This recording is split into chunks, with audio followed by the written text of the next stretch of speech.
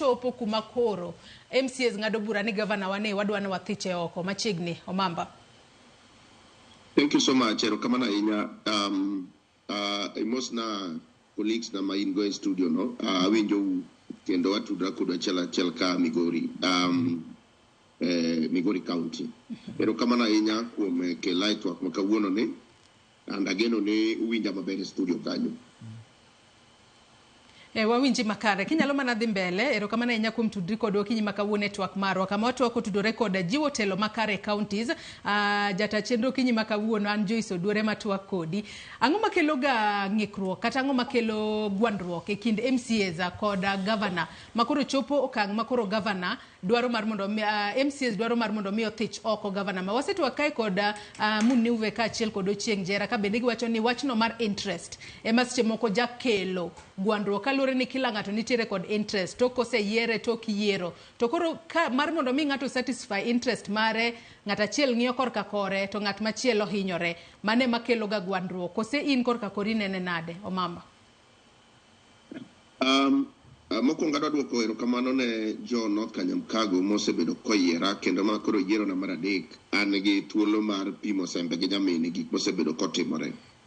Problem mokwongo tik tabu ma wan go tik en ni chik ma govern county government or the constitution manogol ma govern the county government oningo loke koloke to pod wabiro mana bedo gi problem. In fact intent mar devolution en gima ber ahinya. Paro mane joma no bedo piny moparo ni mondo wabed gi devolution no paro maber kabisa because en gima no losi aparo ni kane giseneno kaka bende devolution mar pesa timore especially mar CDF koro apani en gima no bedo borrowed from that angle ni to so kwa chakwa bedo gi county government onyalo chalo nada. And remember county government ni no chak time chon kabisa kinyalo paro ne wan gi gima niluongo ni legiko 1963 kocha to noringo bende up to 1966 casto bende they voted themselves to go home, so it was borrowed from there. No ne gima no all kwa kono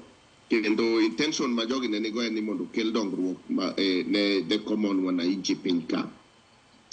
Now dongruok ni kano se kele to chik no losi to ne komi assemblies the oversight department mar government ni ke chik wacho ni nitie there shall be county government. The county government ni shall comprise of the county shall comprise county executive to the county assembly.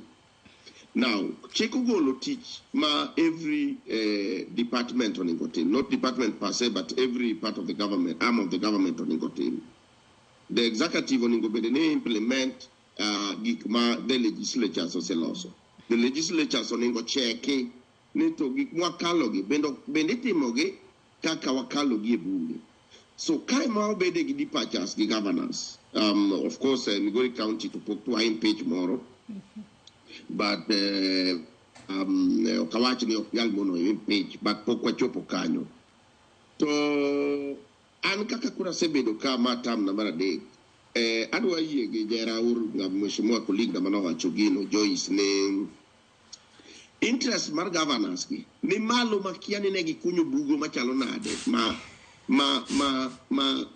negi miyo ngato tenda mondo kunyo negi bugo moro wat mar pesa to tenda manigi chiwon ngado no kunyo bugo maduong mo pur nikech wabedo gi problem sana. Now problem number 1 ma wan go gi county governments an interest mar controlling the assembly bedo gi paro mar ni unyalo control governor wacho ni kore ene in charge county mare to dwa run over nyaka the assembly makake paro governor dwa ni par kako paro to mae makelo pogruok ni oyo wan gi dipacha in timnwa implementation se gik mwasetim tiyudo ka ibro losni kata budget or supplementary budget tikelo ni supplementary budget ni kose kele supplementary budget to nyaka chairpersons mag committees go na winjo ka colleague moro wacho ni ngato samoro ko yiere gimoro to chako go ko ko yieri as a chairperson mar committee mar budget for example okoni go bede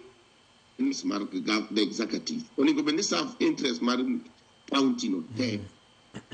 So ka budget to biro or a supplementary budget to biro, one nyaki wa confirm kaka assemblies neto does it conform with the law?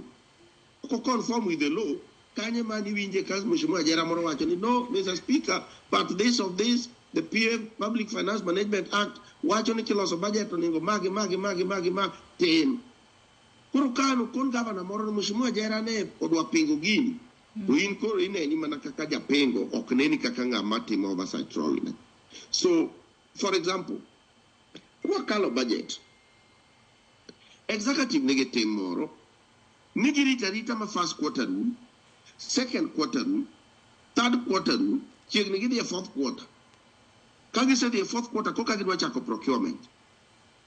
To procurement itimi kiasi bukruok niya ni jogo loro bugo moyien wa timo procurement and therefore some of these things ne ok wanyal keto in place.